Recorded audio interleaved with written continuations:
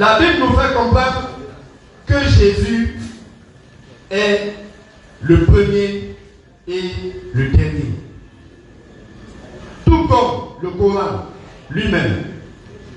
Lorsqu'on prend Apocalypse chapitre 1 verset 8, Apocalypse chapitre 17 verset 18, Apocalypse 22 verset 13,16, il dit je suis le premier et le dernier. La sourate 57, le verset 3 nous dit je suis le premier et le dernier. Donc, amen. Qui est le Christ qui déclarait pardonner les péchés? Qui est le Christ? Il y a deux versets dans la Bible où c'est proclamé noir sur blanc que Jésus-Christ était l'être humain. Jean chapitre 8, verset 40. Prends note. Jean 8, verset 40. Voilà pourquoi je dis ceci. Tu verras que dans ta Bible, là, le mot un homme, ils ont coupé au début. Mais il veut me cacher quoi? Mais moi, je sens dans ma Bible ici. Mais tu verras que dans ta Bible, Jean chapitre 8, verset 40, il est écrit. Mais en réalité, vous cherchez à me faire mourir. C'est Jésus-Christ qui est en train de parler. Vous cherchez à me faire mourir. Moi, en tant qu'un être humain, non. Moi, oui, en tant qu'un être humain, vous avez entendu, moi en tant qu'un être humain, qui vous a dit la vérité, et cette vérité-là, que j'ai entendu de je Dieu. l'ai entendu de Dieu. Mais moi-même, je dis à Dieu. Et puis il dit, moi en tant qu'un être humain. Mais la Bible dit dans Nombre 23, verset 19, Dieu n'est point un homme, ni fils d'un homme. 2 Timothée 4, verset 5. verset 5. Oui. Car, en effet, il y a un seul Dieu. Il y a un seul Dieu. Et aussi, un seul intermédiaire entre un Dieu et les humains. Médiateur entre Dieu et les hommes. C'est un être humain qui est le Christ Jésus. Question. S'il est homme et Dieu à la fois, ça voudrait dire qu'il est femme et garçon à la fois. Ça voudrait dire qu'il est mortel et immortel à la fois. Mais c'est pas possible. Quelqu'un ne peut pas être mortel et immortel à la fois. Mais pour eux, Jésus-Christ est mort 3 jours et 3 nuits. Mais selon la Bible encore, qui l'a ressuscité? Actes des Apôtres chapitre 5 verset 30 à 31, la Bible déclare: le Dieu de nos pères a ressuscité Jésus que vous avez fait pendre en le pendant au bois. Dieu l'a élevé par sa droite.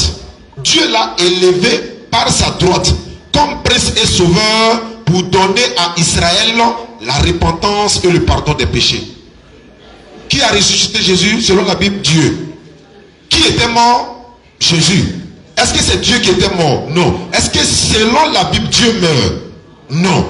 Quel passage le dit? Habakkuk chapitre 1 verset 12. Tu es saint, tu es Dieu et tu ne meurs pas. Tout ce qui meurt n'est pas Dieu.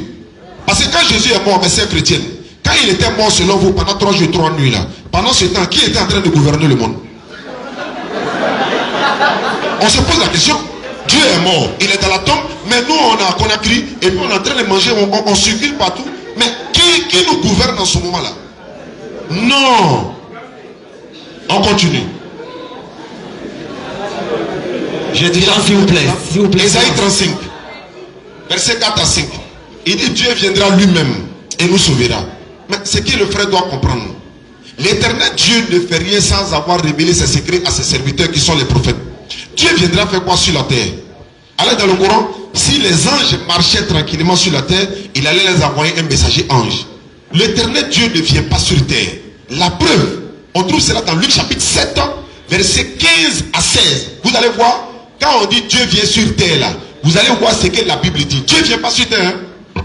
Luc chapitre 7, verset 15 et suite. Luc 7, 15 et suite. Oui.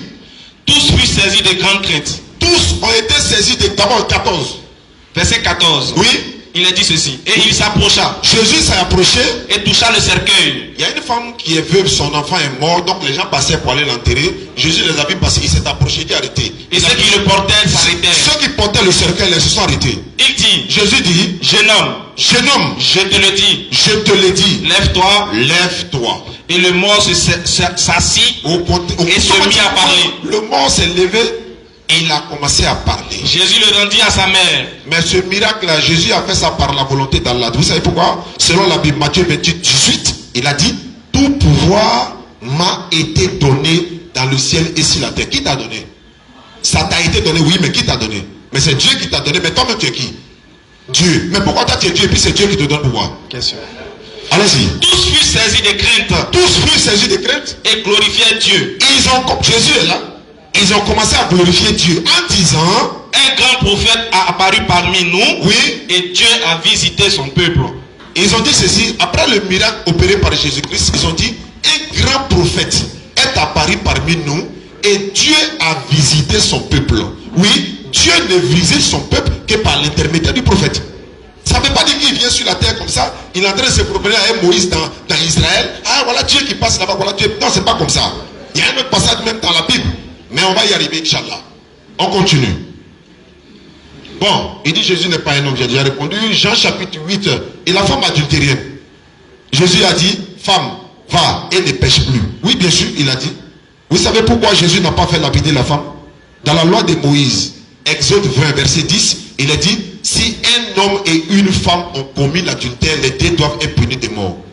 Mais les scribes et les pharisiens, les juifs là, qu'est-ce qu'ils ont fait? Ils ont emmené la femme seule. Frère, est-ce que c'est une seule femme qui commet l'adultère? Mais pourquoi Jésus va appliquer la charia sur la femme en la lapidant pour la tuer alors qu'ils ont emmené la femme seule? L'homme là est passé où? Voilà pourquoi Jésus n'a pas appliqué la loi d'Allah. S'ils avaient envoyé les deux, il allait les faire lapider. Jean chapitre 8, verset 1 à 12. Prenez note s'il vous plaît. On continue. Il a dit, Simeon a vu, mes yeux ont vu ton salut. L'enfant, il prit l'enfant dans sa main. Mais l'enfant que Simeon a pris là, c'est le Dieu de Simeon, non? Comment tu peux prêcher un Dieu bébé? Tu sais, c'est la conception des païens. Je vais te donner ça dans Actes des Apôtres chapitre 14 verset 8. Ce sont des païens qui pensent que Dieu est venu sous forme humaine, il a pris un corps humain. Mais l'éternel Dieu est clair dans la Bible. Exode 33, 20, personne ne peut me voir et vivre. Jésus a dit dans la Bible, Jean 5, 37, et le Père qui m'a envoyé, vous n'avez jamais entendu sa voix, vous n'avez point vu sa face. Bismillah. À Lystre, oui, se tenait un homme assis, impotent des pieds, à Lystre, se tenant un homme impotent des pieds, boiteux de naissance, il il n'avait était jamais boiteux marché. de naissance, il ne pouvait pas marcher. Et il écoutait parler Paul. Paul était en train de prêcher. Paul fixant le regard sur lui, voyant qu'il avait la foi, Dès que Paul a repéré le gars, il dit non, il a la foi. pour être guéri, dit, Paul dit, lève-toi, lève-toi, droit sur tes pieds. droit sur tes Et pieds. il se leva d'un bond et marcha. Automatiquement, il s'est levé, Paul a fait un miracle. À la vue de ce que Paul avait fait, Quand les païens d'Antioche là, quand ils ont vu ce que Paul a fait, la foule éleva la voix en disant en langue lycaonienne, ils ont commencé à dire dans leur langue lycaonienne, les dieux sous forme humaine sont descendus vers nous. les dieux sous forme humaine sont descendus vers nous. Mais ça, c'est ce que les païens disent. Mais toi, tu es chrétien, tu dis la même chose. Mais quelle est la différence entre la foi des païens et celle que toi tu as? Un païen dit Dieu sous forme est venu entre nous. Dieu ne descend pas sur la terre. Parce que Dieu dit dans la Bible à Moïse, Exode 7, verset 1, Moïse, vois, je te fais Dieu pour Pharaon et ton frère Aaron sera ton prophète. Il dit dans la Sourate 66, verset 12, la Vierge Marie, celle qui avait gardé sa virginité, nous lui insufflons notre esprit. Mais qui est en train de dire nous lui insufflons notre esprit là? Dis son nom. C'est ça. Puisque l'enfant là est déjà Dieu. Elle dit, oui, son enfant sera un signe pour l'univers. Oui, on est d'accord. Mais qui était en train de proclamer l'enfant là un signe pour l'univers? C'est Dieu. Mais c'est Dieu qui le proclame là. Est-ce que c'est Jésus encore? Hey! Allons-y. Matthieu 28, 18. Il dit tout pouvoir m'a été donné. Oui, bien sûr. Même quand tu as pris le passage de Marc chapitre 2 là. Marc chapitre 2. Afin que vous sachiez que le Christ a le pouvoir de pardonner les péchés. Oui, bien sûr. Mais s'il a le pouvoir de pardonner les péchés, frère, qui lui a donné ce pouvoir là? C'est Dieu. Même les disciples de Jésus, Jean 20, 20 à 23. Jean chapitre 20, verset 20 à 23, Jésus a dit à ses disciples, ceux à qui vous pardonnerez les péchés, ils les seront pardonnés. Frère, pardonner péché ne fait pas de toi une divinité. Jésus-Christ adorait Dieu. Jésus priait Dieu. Luc chapitre 6, verset 12. En ce temps-là, Jésus s'est rendu sur la montagne pour prier. Il a passé toute la nuit à prier Dieu. Mes sœurs, il est dit que Jésus-Christ a passé toute la nuit à prier Dieu. La question que je pose, vous adorez Jésus, vous passez la nuit à prier Jésus, vous croyez qu'il est votre Dieu. La question que je pose à votre pasteur, qu'il réponde, Jésus priait quel Dieu? Est-ce que Dieu peut-il prier Dieu? Il est déjà Dieu, non? Il priait quel Dieu? Si tu dis il priait son Père, c'est gâté. Si tu dis il se priait lui-même, donne le verset. Si tu dis il priait Dieu, il n'est pas Dieu. Parce que Dieu ne prie pas Dieu. C'est Dieu qu'on doit prier. Viens te reposer, papa. Vas-y, frère. Viens te reposer, tiens.